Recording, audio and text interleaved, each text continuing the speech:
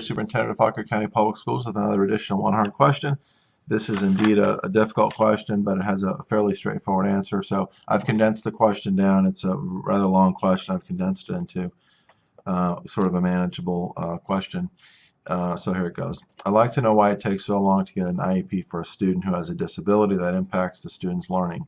If a student's grades, test scores, and SOLs reflect that a student is not consistent, i.e., this is parenthetical now, i.e., classroom grades are poor, test scores are okay, the SOL grades are advanced, classroom behavior is questionable, the child is not learning up to the potential the teacher believes he or she has, the parents know that the child is struggling or has some learning problem that they see and ask for help.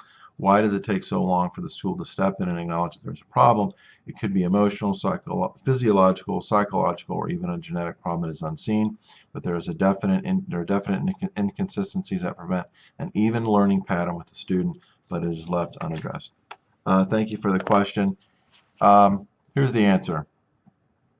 If a parent requests that their child is evaluated for SPED services, the clock starts ticking, and this is federal law. Clock starts ticking. 10 days from the parent request, the first child study meeting must be held. So parent says, I think there's a problem with my child, I want my child evaluated. Clock starts ticking. There's 10 days to hold that first child study meeting.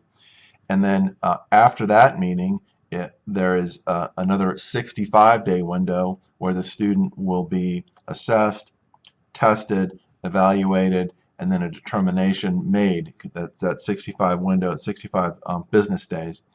At the end of that time, and usually before the 65 days, there's a determination made.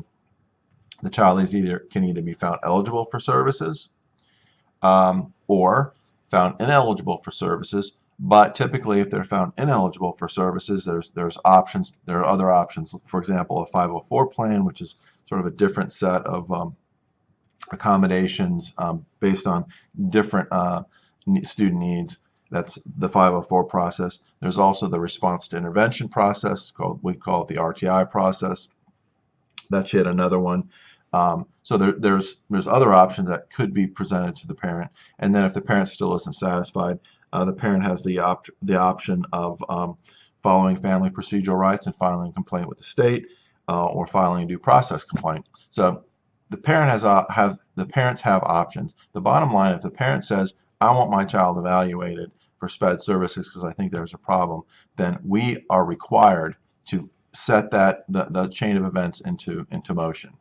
And I can tell you, having spoken to our special ed director this morning, there's intense training taking place right now to make sure that each of our schools are, they're following these guidelines because that is a requirement. If there's an official formal request made for a child to be evaluated for special ed services, then we're required to follow that process according to federal law. And if parent is not satisfied at the end of that process, then the parent has rights too. Parent can file a complaint, as I mentioned, due process, or just a complaint with the state. So hope that answers your question. It's special education is a difficult area and a very complicated area, but parents do have rights, and the school division does have responsibilities that we're required to follow. So hope this is helpful. I hope you have a great day. Thanks for